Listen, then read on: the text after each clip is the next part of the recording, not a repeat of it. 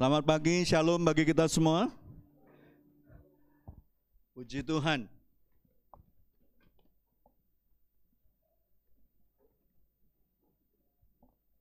Siapa yang tadi waktu memuji menyembah Tuhan saudara dijamah oleh Tuhan? Amin.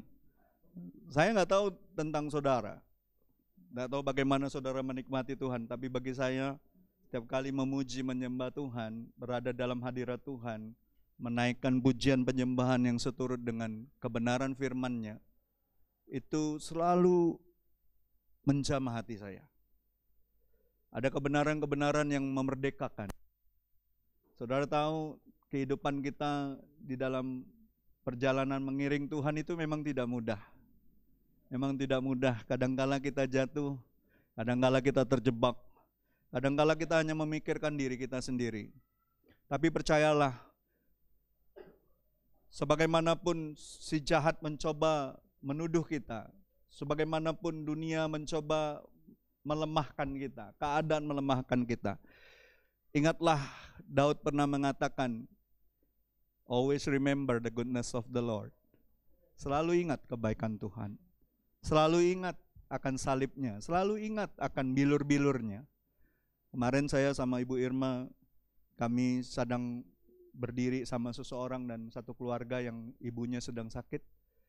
Dan kami bilang bahwa ingat saja bilur-bilur Tuhan. Tuhan sudah menyediakan kesembuhan, Tuhan menyediakan pemulihan. Tinggal bagaimana kita mau percaya. Saudara harus percaya bahwa Tuhan nggak lihat apapun dari kita kecuali iman. Amin. Setiap kali Tuhan memandang seseorang dan orang itu dalam saat-saat kebutuhan, saat-saat menderita, saat-saat penuh dengan pergumulan, Tuhan selalu mengatakan imanmu menyelamatkan kau. Amin. Saya percaya iman saudara dan saya sekecil apapun itu mampu menjangkau hal-hal yang di luar kemampuan kita. Amin.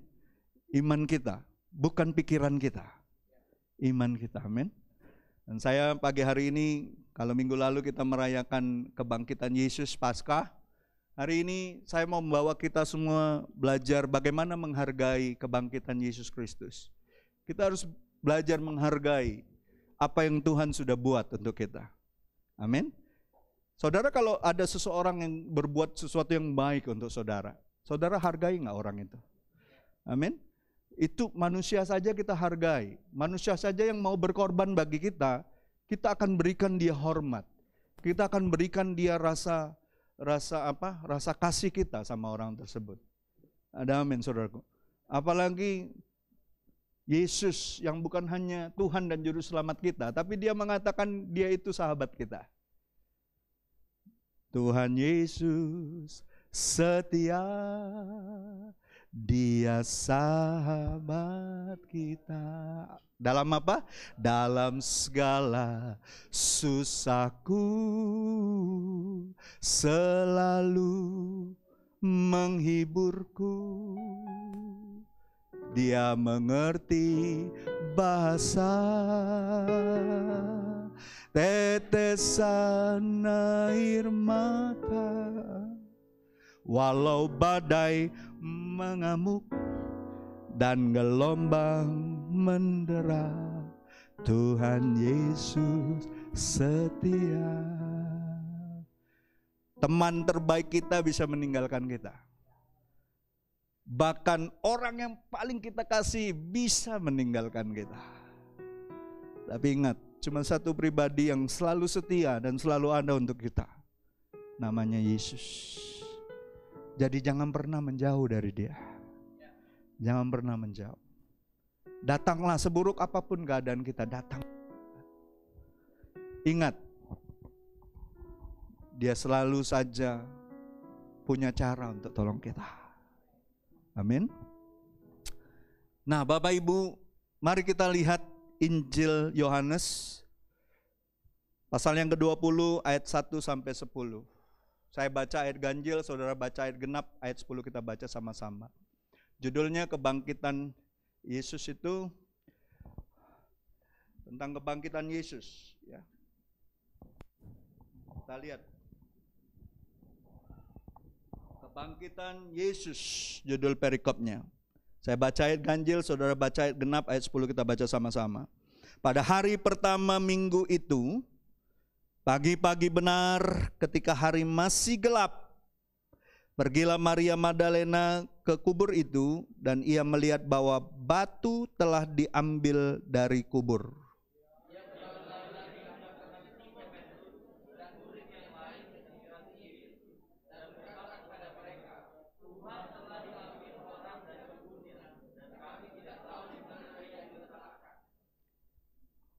Maka berangkatlah Petrus dan murid yang lain itu ke kubur.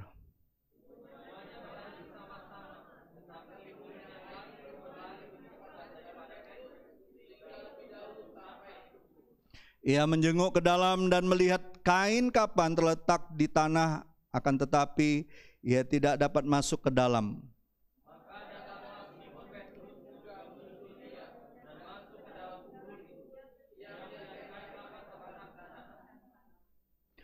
Maka masuklah juga murid yang lain. Sedang kain peluh yang tadinya ada di kepala Yesus tidak terletak dekat kain kapan itu, tetapi agak di samping di tempat yang lain dan sudah tergulung.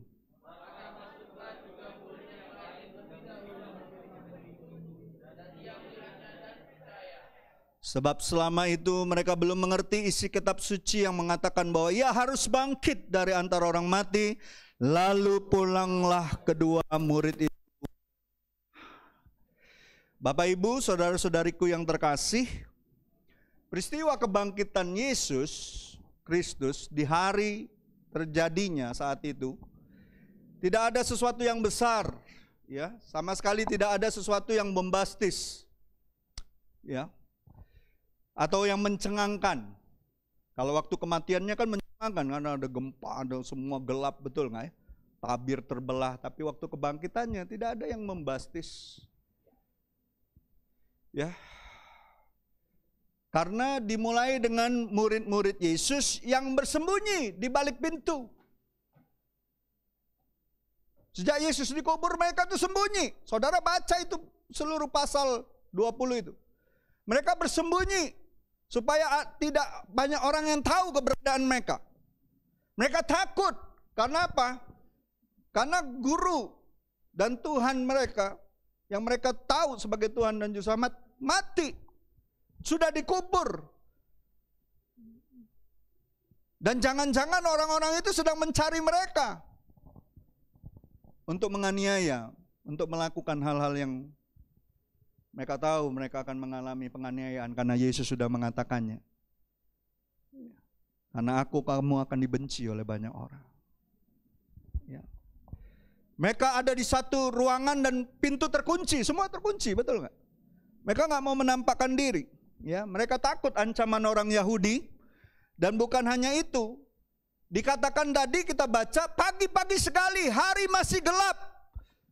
Wanita-wanita, Maria Magdalena dan beberapa wanita pergi ke kubur itu. Kenapa pagi-pagi sekali hari masih gelap? Kenapa mesti pagi-pagi sekali hari masih gelap? Karena mereka nggak ingin diketahui orang. Mereka masih dalam keadaan takut. Mereka nggak mau seorang pun tahu bahwa mereka pergi ke kubur Yesus. Jadi tentang perikop kebangkitan Yesus ini, mari kita renungkan beberapa hal yang harus kita renungkan. Ya. Karena ini penting sekali.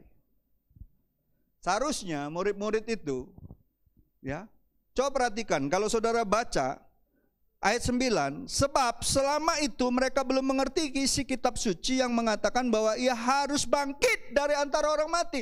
Mereka tuh masih nggak ngerti. Jadi bilang sama sebelah-sebelahmu, kadang-kadang it is okay, nggak ngerti semua maksud Tuhan. Bilang dong sama sebelah-sebelahmu, kalaupun kau nggak ngerti maksud Tuhan, it is okay. Nggak masalah. Tuhan punya cara untuk buat kita mengerti. Tuhan ingin kita mengalami firman-Nya, bukan hanya mengerti, tapi mengalami firman Tuhan. Kristenan bukan masalah hidup diberkati, hidup berkelimpahan, hidup yang dipenuhi dengan segala macam kebaikan saja. Kekristenan itu berbicara bagaimana hubunganmu dengan Tuhan. Pada akhirnya kekristenan adalah hubungan kita sama Tuhan. Bukan masalah kita pergi ke gereja, rajin baca firman, rajin. Bagaimana hubunganmu sama Tuhan?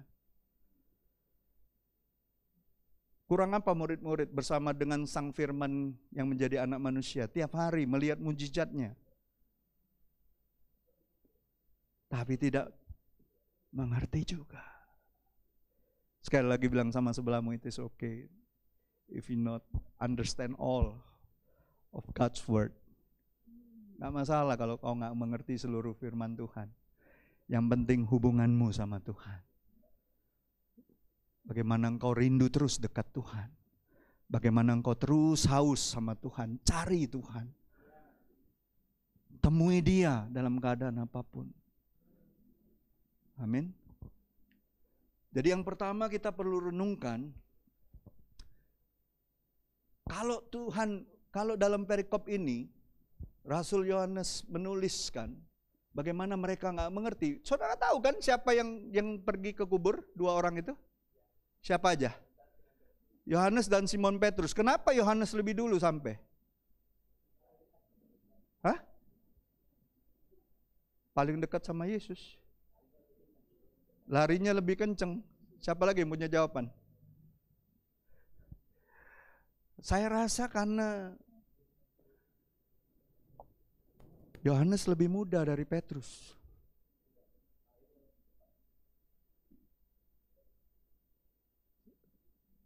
Kalau menurut ceritanya, Yohanes itu murid termuda. Makanya larinya lebih kenceng. Ya toh? Ya kalau misalnya saya nih, Petrus yang sudah seumuran saya, dibandingkan dengan Tony larinya. Ya pasti lebih dulu Tony dong lari sampai ke tempat kuburan, betul nggak?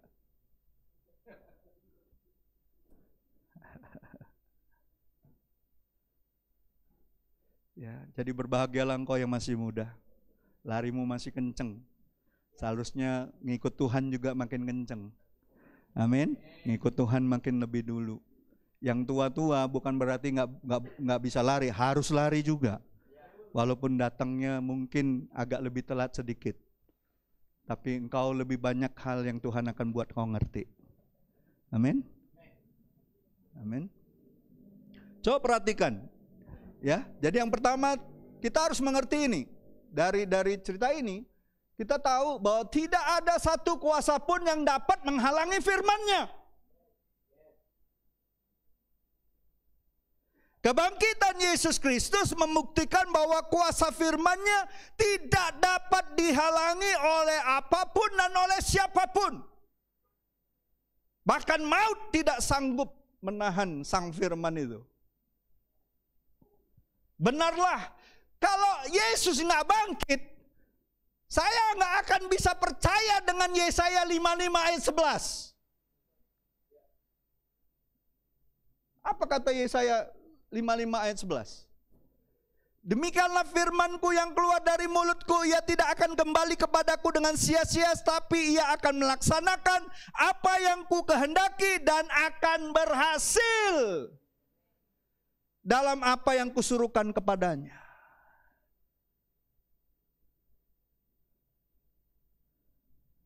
Sang firman yang menjadi anak manusia melakukan apa yang menjadi kehendak Bapanya.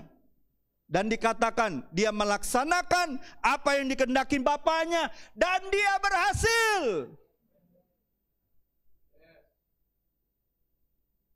Kalau saudara punya firman, saudara dan saya punya firman yang saudara pegang untuk satu hal perkara dalam hidupmu, ataupun dalam segala perkara yang sedang kita bergumulkan, kau punya firman dan kau pegang perintah serta janji Tuhan dalamnya. Ayat ini akan berlaku.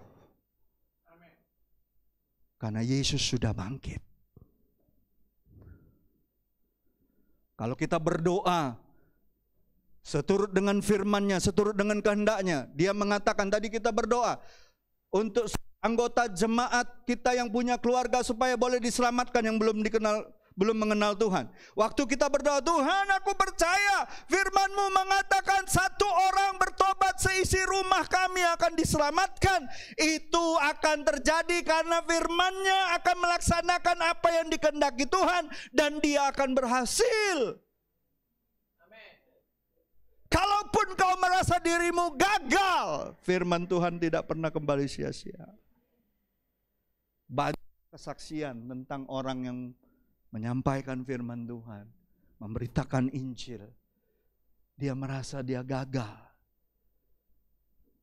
Tapi firman itu hidup. Firman itu kuat. Firman itu berkuasa.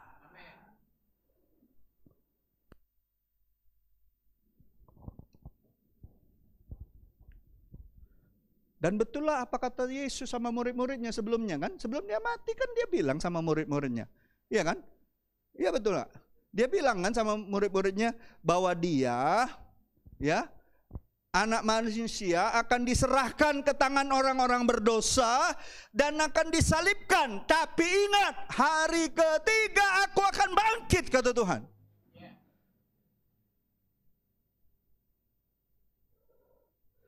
Saya nggak ngerti ya, murid-murid itu dengar baik-baik nggak ya apa yang diomongkan Tuhan? Saya juga merasa kalau Tuhan Yesus jadi gembala hari-hari ini, kita juga sama seperti murid-muridnya. Banyak mendengar firman Tuhan, tapi kita nggak betul-betul menanggapinya.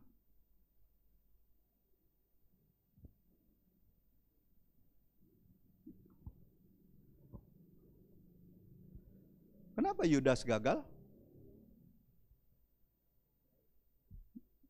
Dia punya pastor terbaik yang ada di muka bumi ini. Ada pastor yang lebih hebat daripada Yesus. Dia punya pemimpin terhebat sepanjang sejarah. Dia bersama-sama dengan sang gembala itu. Tapi kenapa dia gagal?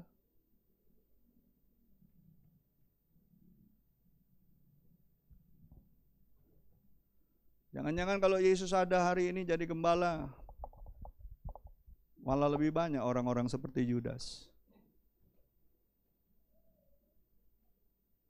Halo?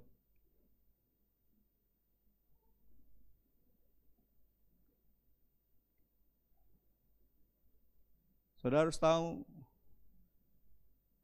mengikut Tuhan itu adalah keputusan. Keputusan yang kita ambil. Dan saya kasih tahu, ketika kita mengambil keputusan itu, itulah keputusan terbaik kita. Kau gak akan pernah sesali.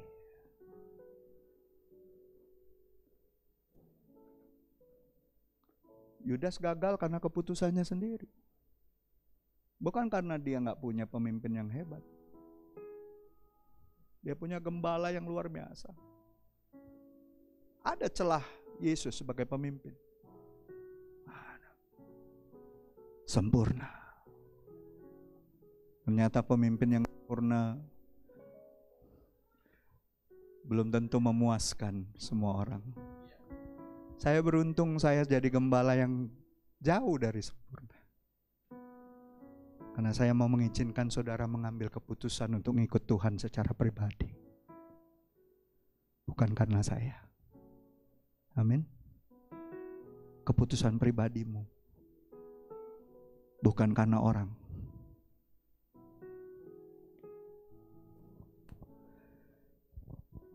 Kan dia bilang kan di Lukas tulis kan. Waktu mereka masuk, wanita-wanita itu, ada malaikat bilang, dia nggak ada di sini. Ia telah bangkit.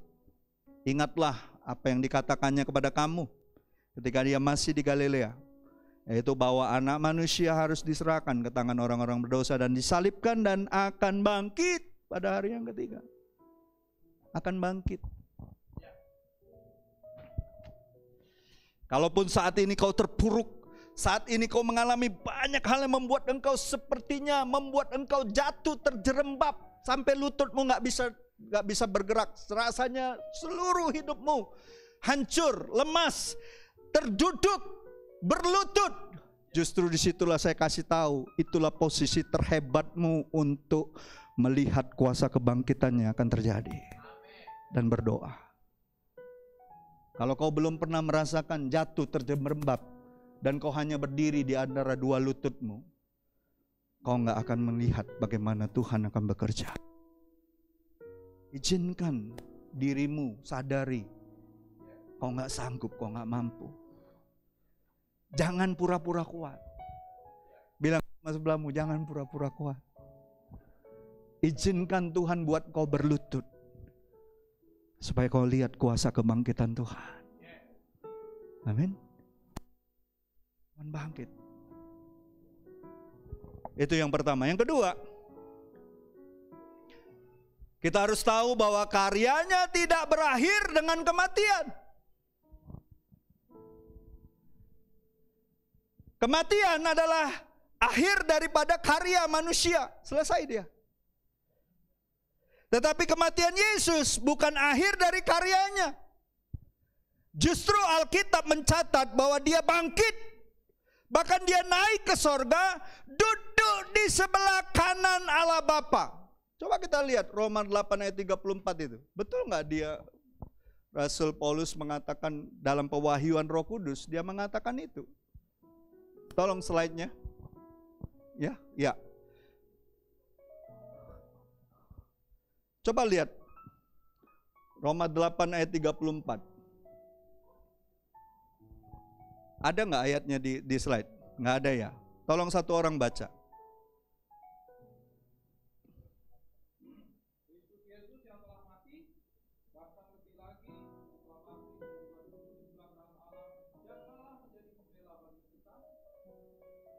Ya. Dia bangkit, dia naik, dia duduk di sebelah kanan Allah Bapa. Naik ke sorga, dia menempati posisi duduk di sebelah kanan Allah Bapa. Yesus disebut sebagai pembela bagi kita umat manusia. Pembela kita. Dalam artian, Yesus berperan sebagai pengantara antara manusia dan Bapa di sorga. Dialah pengantara satu-satunya. Siapa yang percaya melalui Yesus, doa-doa kita sampai kepada Bapa. Amin. Dialah pendoa syafaat kita. Nggak perlu pengantara yang lain, cuman Yesus. Tidak ada pribadi lain yang mampu melakukan hal ini selain Yesus. Tidak ada yang lain, pribadi yang lain. Atau pendiri agama apapun dikatakan dia naik ke sorga, duduk di sebelah kanan Allah Bapa, sederajat posisinya dengan Bapa di sorga. Malah gak berhenti, dia terus membela kita. Kalau iblis tugasnya menuduh kita siang dan malam, Yesus tugasnya membela kita.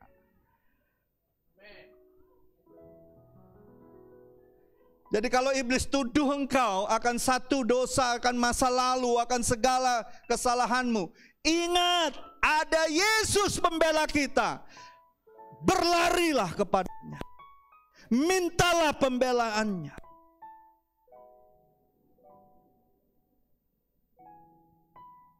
Kalau kita disakitin orang, kita gak perlu minta pembelaan Tuhan. Itu urusan Tuhan, penghakiman itu, betul? Tapi kalau si jahat terus mengintimidasi kita, larilah kepada Tuhan. Kita tahu dia pembela kita.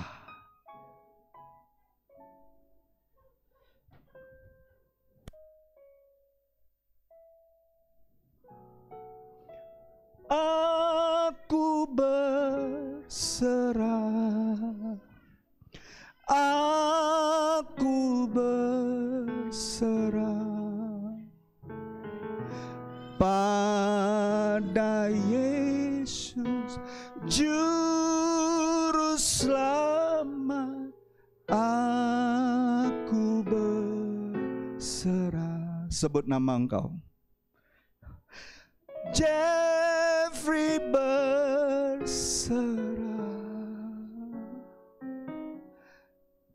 Jeffrey berserah pada Yesus Juru Selamat. Jeffrey berserah. Saudara tahu nggak, Tuhan itu panggil kita seturut dengan nama kita.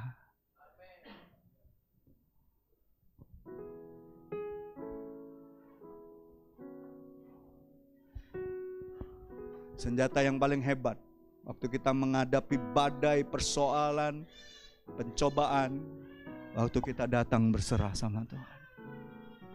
Izinkan Tuhan beri kita cara, izinkan Tuhan kasih kita hikmat, izinkan Tuhan menegur, membereskan hal-hal yang enggak benar dalam hidup kita. Ingat firman Tuhan berfungsi 4H, menyatakan kesalahan, terus apa? Mengajar kita, memperbaiki kelakuan, dan memperlengkapi kita sebagai orang benar untuk melakukan hal yang baik. Izinkan firman-Nya berbicara. Jadi Bapak Ibu, tidak ada pribadi yang lain yang melakukan selain Yesus. Kita lihat Ibrani 7 ayat 22, 24 sampai 25. Saya rangkum 3 ayat ini. Demikianlah pula Yesus adalah jaminan dari suatu perjanjian yang lebih kuat. Saudara tahu nggak, kita punya jaminan jauh lebih kuat dari perjanjian apapun yang pernah dibuat Tuhan dengan siapapun. Dengan Abraham, dengan siapa? Sebut. Kita punya perjanjian lebih kuat. Dengan Nuh, dengan siapa? Yesus, perjanjian untuk kita itu lebih kuat. Karena ia tetap selama-lamanya, imamatnya tidak dapat beralih kepada orang lain. Karena itu ia sanggup juga menyelamatkan dengan apa? Sama-sama kita baca. Sempurna semua orang yang oleh Dia datang kepada Allah, sebab ia hidup senantiasa untuk menjadi pengantara mereka. Wow, kita punya pendoa syafaat teragung yang membela kita siang dan malam di hadapan Bapa di sorga. Dia pengantara. Pendoa syafaat itu kan dibilang paga, berdiri di antara celah, standing in the gap, antara orang Allah, dia berdiri di tengah-tengah sebagai pengantara. Bayangkan kita punya Yesus sebagai pengantara yang tidak tergoyahkan oleh apapun. Saudara dan saya yang ada di dalam tim pendoa syafaat, kita mungkin bisa goyah. Kita bisa lalai dalam berdiri di tengah-tengah. Tapi Yesus tidak pernah lalai. Kekal untuk selama-lamanya. Amin. Serahkan semua. Jadi Bapak Ibu, meskipun pelayanannya sebagai anak manusia sudah berakhir di bumi, tetapi Yesus terus melanjutkan pelayanannya di sorga. Bayangin. Dia nggak berhenti bekerja untuk kita. Halo?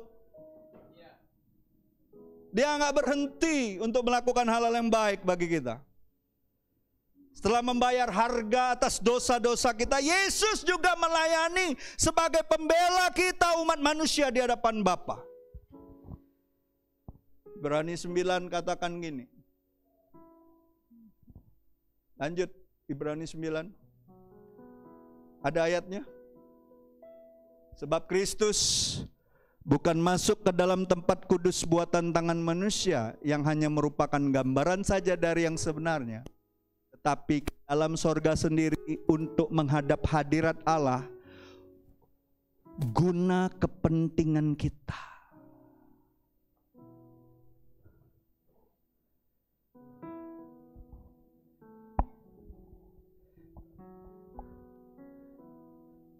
Berapa waktu yang lalu kita ngobrol-ngobrol keluarga, terus ada sahabat yang datang ke rumah, cerita-cerita tentang Yobel. Yobel bilang, satu-satunya yang paling gak enak kalau di kampus itu, bagaimana anak-anak dokter spesialis itu mendapat privilege lebih daripada kami-kami yang biasa ini. Saya palang, aduh, kamu baca firman deh. Privilege-mu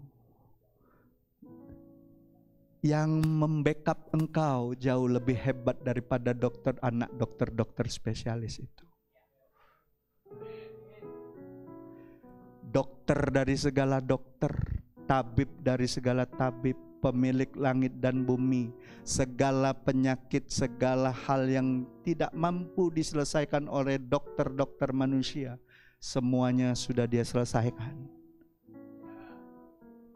Saudara jangan khawatir kalau punya anak lagi kuliah, seolah-olah kayaknya susah ya mau jadi ini, susah. Lihat, kembali ke firman Tuhan. Dia jadi pengantara kita untuk kepentingan saudara dan saya. Wah, saya nggak tahu saudara nggak bergairah dengar hal seperti ini. Bagi saya ini powerful, ini dahsyat, ini luar biasa. Apapun kata manusia saya nggak pusing. Saya terus pegang firman Tuhan. Apa yang menjadi perintah dan janjinya itulah yang harus kita pegang. Nggak usah pusing dengan apa kata orang. Nggak usah pusing dengan sistem dunia ini. Dunia ini sudah jatuh di dalam dosa, di dalam sistem yang jahat. Kita harus percaya mereka sedang menuju kepada kebinasaan. Kita yang sungguh-sungguh, yang mereka anggap kita bodoh karena ngikut Yesus, kita justru Alkitab katakan orang-orang berhikmat. Itu yang kedua, yang terakhir. Kebangkitan Kristus menjadi pengalaman bagi setiap kita dan tersedia bagi setiap orang yang mau percaya. 1 Korintus 15 ayat 20 sampai 22 kita baca sama-sama. 2, 3. Tetapi yang benar ialah bahwa Kristus telah dibangkitkan dari antara orang mati sebagai yang sulung dari orang-orang yang telah meninggal. Sebab sama seperti maut datang karena satu orang manusia, demikian juga kebangkitan orang mati datang karena satu orang manusia. Karena sama seperti semua orang mati dalam persekutuan dengan Adam, demikian pula semua orang akan dihidupkan kembali dalam persekutuan dengan Kristus. Seharusnya kuasa kebangkitan itu jadi pengalaman kita. Kita ngalamin kuasa itu. Karena barang siapa yang sudah menerima Yesus Kristus sebagai Tuhan dan Juru Selamat, dia bukan lagi manusia lama, dia manusia baru yang diciptakan di dalam Kristus Yesus untuk menerima semua yang Dia sediakan.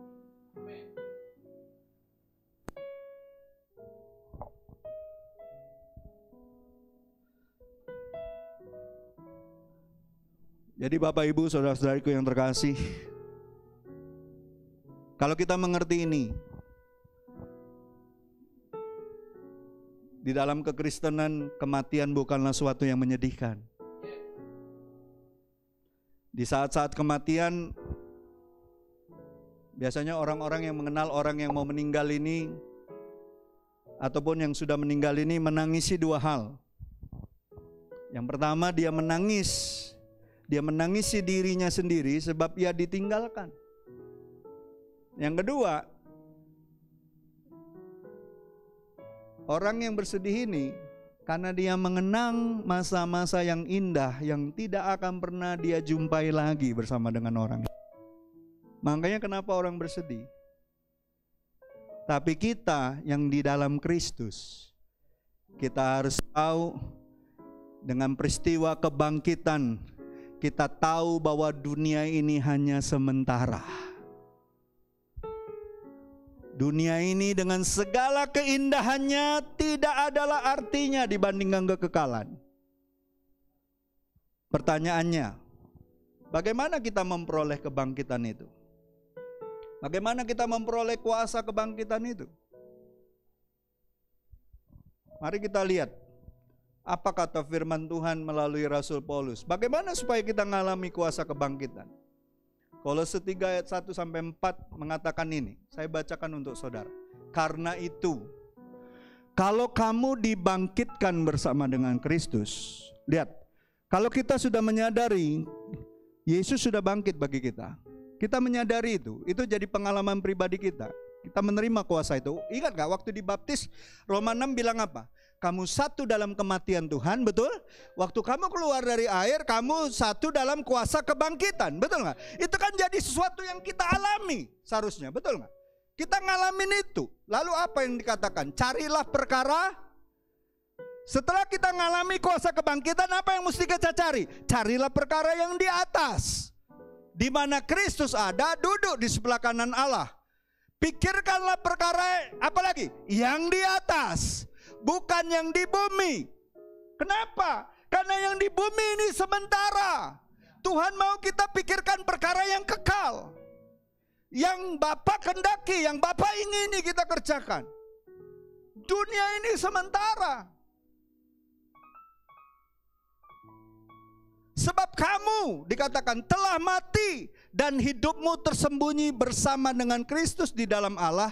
Apabila Kristus adalah hidup kita, menyatakan diri kelak, kamu pun akan menyatakan diri bersama-sama Dia dalam kemuliaan. Kalau ini kita pahami, apapun tantangan kita di dunia, kita nggak akan gampang nyerah. Karena apa? Bagian kita adalah bersama-sama dengan Dia dalam kemuliaan. Itu gak sebanding dengan apa yang terjadi di dunia ini.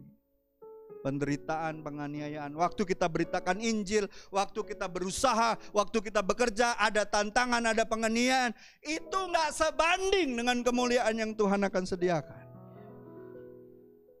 Itu yang membuat kita gak patah semangat. Jadi kesimpulannya, saya tutup di sini. Berbicara tentang kebangkitan Kristus Yesus, seharusnya kita tidak hanya bersuka cita untuk kubur yang kosong. Tadi kan kita nyanyi kan?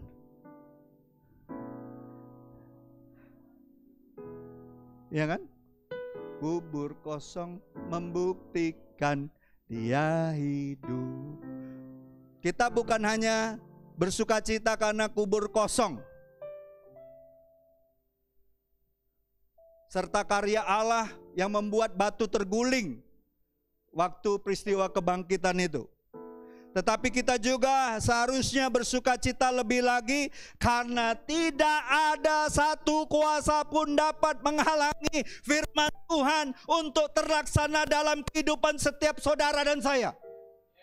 Dengan kuasa kebangkitan, ingat, ketika kau baca firman dan itu menjadi perintah serta janjimu kepada Tuhan, Tuhan berjanji kepada engkau, tidak ada yang mampu menghalangi itu untuk terjadi dalam hidupmu. Karena itu, apresiasilah, hargailah kebangkitan Kristus. Beritakanlah kabar keselamatan itu kepada semua orang. Beritakan Injil, kabar baik itu kepada semua orang. Bahwa di dalam Dia ada keselamatan yang kekal. Di dalam Dia ada pengharapan yang kekal.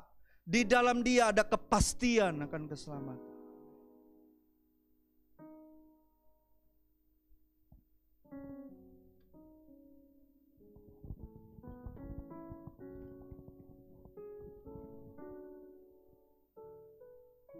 Jadi sekali lagi, bagaimana kita mengapresiasi kebangkitan Kristus?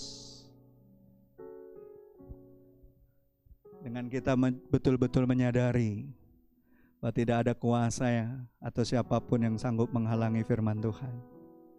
Tidak ada. Tidak ada. Bagaimana kita menghargai kebangkitan, kematian dan kebangkitan Kristus? Always remember the goodness of the Lord. Ingat selalu kebaikan Tuhan. Siapa yang mau membawa memori tentang kebaikan Tuhan sepanjang hidupmu. Apapun persoalan yang sedang kau hadapi, ingatkan dirimu bahwa Tuhan sudah berbuat baik kepadamu sepanjang hidupmu. Kalau iblis ingatkan kau akan masa lalumu, ingatkan iblis akan masa depannya yang tetap di neraka. Tapi masa depan kita bersama-sama dengan Dia dalam kemuliaan. Amin. Sebenarnya lagu pujian tadi, 1 minggu terakhir ini mungkin Ibu Irma tahu, saya kayak orang gila kalau nyanyi lagu itu. Karena apa? Sejak hari kebangkitan itu, aduh rasanya itu selalu ingin ingat terus menyatakan kebaikan Tuhan. Ketemu sama siapapun rasanya ingin ingat terus menyatakan kebaikan Tuhan.